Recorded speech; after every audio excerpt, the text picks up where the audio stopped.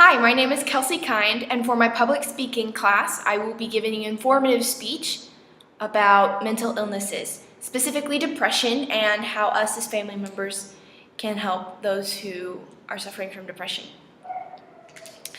Being family members of someone who suffers from a mental illness can be extremely difficult, if not overwhelming. You yourself might feel physically ill, you might not know how to cope, it's very stressful and very demanding, and you just don't know what's going on with your loved one. You don't know how to help. In the World Health Organization in 2012, they released a statement about depression that I feel is very important that we need to know. They said that depression is estimated to affect 350 million people all over the world, and ranks depression as one of the 10 global diseases. It is estimated that by 2020, depression will be in second place among the 10 aforementioned global diseases. So, depression affects millions of people, and we're wondering why. What is depression? How is this affecting so many people? I know it can be very hard to have someone who has depression, because my mom and her mom, so my grandmother, both suffer from depression. It's more like an on and off depression. Including my mom and my mom's mom, I've also had friends who suffer from depression. And I know several questions have run through my mind every single time I'm presented with someone who has this problem. I always ask, what can I do? How can I help them? And what's going on? Why couldn't I see it beforehand? How can we prevent this, maybe? I know these questions are also questions that many others have as well. There are 4 things that I'd like to mention that I know will be able to help us in our quest to help our family members who are sick.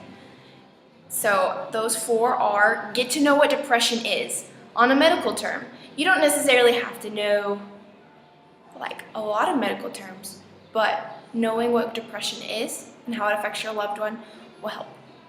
Also, work on effective communication between you and the family member who has the depression. Ask for help from other family members. And lastly, take care of yourself as well. So first, we're going to begin with what exactly is depression. So, depression, getting to know the basics of depression will help you to sympathize more with your loved one and what they're going through. There's a book, and it's called Introducing Psychology. I'm in a psychology class, and here is a picture of your brain. So if you didn't know, depression affects your brain. It affects specifically neurotransmitters. Neurotransmitters are chemicals that are released inside your brain. These chemicals stabilize you, they help other body functions work, and they also help, they just help with your brain. And we know how important the brain is. If it functions, then the rest of us functions. So the brain is super important. In my Introducing to Psychology book by Dr. Schachter, it says, depression, this is the definition, it says major depressive disorder, or also depression, is a disorder characterized by severely depressed mood and or inability to experience pleasure, and that lasts 2 or more weeks and is accompanied by feelings of worthlessness, lethargy, and sleep and appetite disturbance. So simply put, it's someone who can't feel happiness. And you wonder, how is this even possible? I know many times I've thought, just snap out of it, you'll be fine. For my grandmother, just go shopping, you'll feel happy again. There's no way that you can just continuously feel this way. There's no way. But as I have learned through my studying of psychology, and in this book, the neurotransmitters. Specifically, there's two. It's serotonin and norepinephrine. These two neurotransmitters, chemicals in your brain, if they're lacking, then it can cause depression. It can cause you to feel like there's just no happiness, like you feel drained, you feel like there's just no one there for you, even though there might be. It's a mental illness. It affects your mind, and we know that what affects your mind affects perception. It affects how you see and react to the world around you. So, as part of their brain, this is what's happening to them. And currently, medication-wise, you can't replicate exactly this chemical, the neurotransmitters, but there are some that they're similar to the neurotransmitters. So they can take this medication, and that's what like antidepressants are. Sometimes they're good and sometimes they're bad for the person. It just depends. Each person is different. Anyway, so now that we know a little bit about what depression is and what it does to your brain, we need to know what we can do, because we can't just go and change their brain. Okay, there's medication, there's doctors, there's still research going on how physically they can help the brain. But at the current moment, us as family members, we need to have tactics that can help us cope with what's going on with a mental illness. So the first one is to have good communication with your family member. And there's a story I'd like to relate to you. It's actually a study. It's a case study. It's a specific therapy session that they usually use on adolescents, but this time they used it on an adult. And her name is Rebecca, and she was feeling very depressed. She had depression, and it was really hard for her to be a mother. It was really hard for her to cope with her divorce. It was really hard for her to relate to her daughters, take care of them, and they eventually moved out and went away. And it just deepened her depression. Like, it was even worse, and it was really hard. So the psychologist that was helping Rebecca, he started using some communication tactics so that they could communicate better. Instead of just going crazy and talking about everything, he really helped Rebecca see that reading what her daughter's body language and how she's reacting to the conversation, this helps her to know that going on about her sex life or going on about things that aren't important to the daughter, this helps the person who is depressed realize that their communication is not exactly going well with their loved one. And as they continuously worked on their communication, they opened up more, they were able to trust each other more, and Rebecca was able to feel better. She was able to feel better, and her depression was decreasing little by little, just by having this open communication with her daughter, by understanding body language, and also her daughter understood more what depression was and why it was affecting her mother so much. So back again to understanding what depression does, and it allowed her to have more patience and to open some more communication up with her mother. Another researcher found in 2016, his name is Dr. Levins, that the family should give emotional support. And emotional support, in these particular words, is emotional support involves validating of feelings. So many of us don't really know how to validate feelings. We feel if someone comes to us with a whole bunch of problems, that we have to fix them all, and we have to give them advice, and we have to give them an answer to everything. But really, someone with a mental illness just needs someone to listen to them and validate their feelings and validate that what they're feeling is okay. And this can go for any relationship or any person, but specifically we're talking about someone with a mental illness. So let me read you an example of how to validate someone's feelings. So, your loved one who has depression comes to you and talks to you about someone at their job and how they made them feel stupid.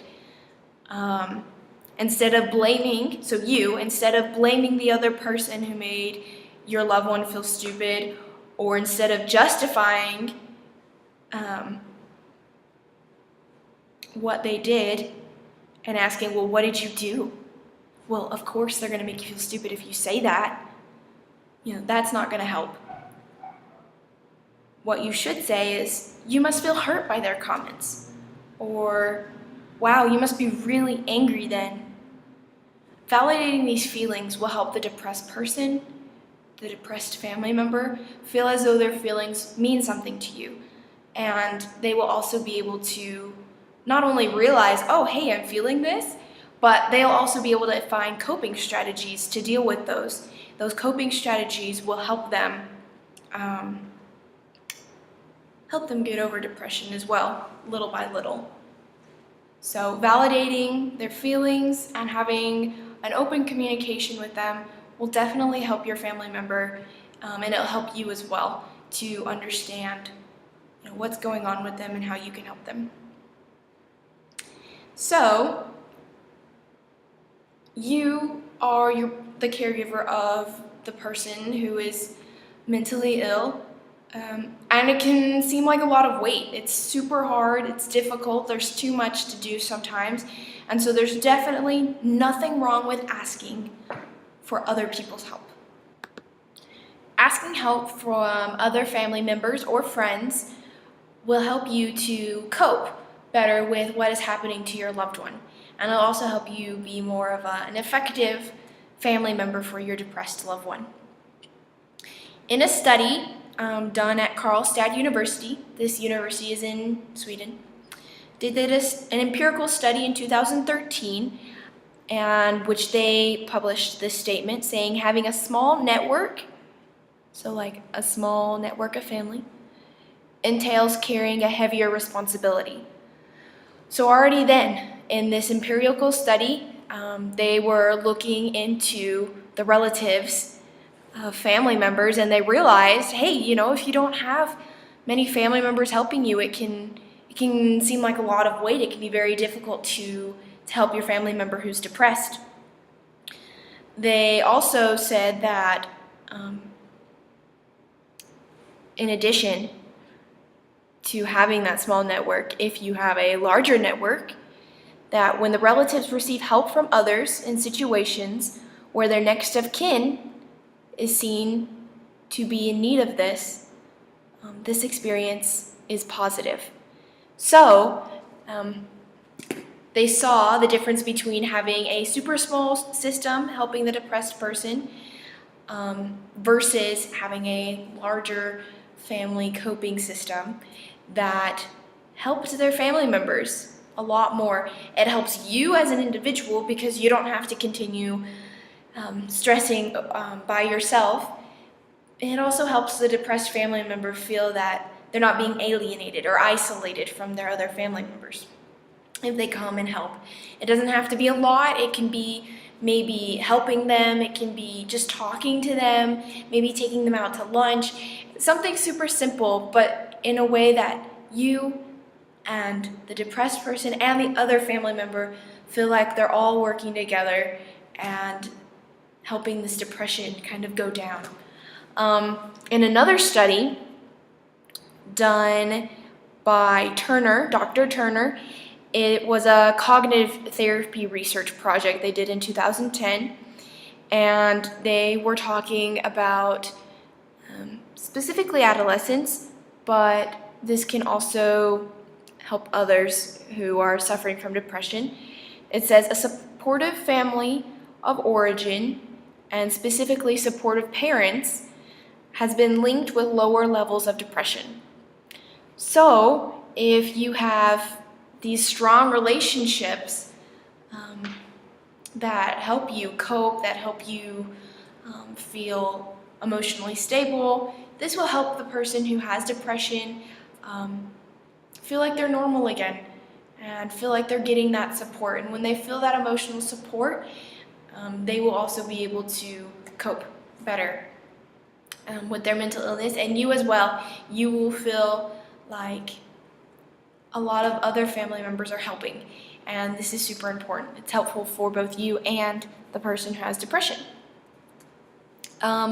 Lastly, I want to talk about taking care of yourself. So while other family members are helping you, this also helps you take care of yourself. In the study, also at Karlstad University, they were interviewing relatives of those who have depression, and there was a list of words they used on their feelings toward taking care of that depressed person and their family, and these were some, and I want to read them to you. It was physical and mental afflictions, exhausted, and worried. So they were feeling the mental illness. It was like the mental illness was almost contagious and it was attacking them as well. So it was really hard for them to deal with their loved one who has this mental illness. So in this research at Karlstad University, they came up with taking care of yourself as well. Taking a break, making sure that you're okay physically, emotionally, and mentally. And this way you'll be able to help your loved one, because if you're not okay, then there's no way you'll be able to help someone else that's not okay. It's like a blind person leading a blind person, and you're eventually going to go off a cliff because you're not okay and they're not okay, and you just need to take a break. And having those other family members come in and help, that's also you taking a break. And in essence, that you get to just breathe, and you get to work on yourself, exercise, eat well, try to get some good sleep. They also said having a job where you get to go and just kind of relieve your mind of family stresses, that also helps you to take care of yourself. And by you taking care of yourself, you'll be able to take care of that person even better. So, in conclusion, now that we know that there are 4 ways that you and others can help your depressed loved one, this will help. The 4 ways are understanding depression and what it does to your loved one, having an open and effective communication, asking other family members to come, and 4th, to take care of yourself as well. These 4 things will help you to cope with and help the depressed family member. You will be able to feel better. You yourself will also not fall into the emotional pit. And I know it can be really hard. There's still going to be tough days. There's still going to be days that you're not going to want to keep going. But I know that if you stay positive, and if you see the light at the end of the tunnel, then that family member who suffers from depression will also begin to see the light at the end of the tunnel. And we might also be able to just help them. Thank you so much.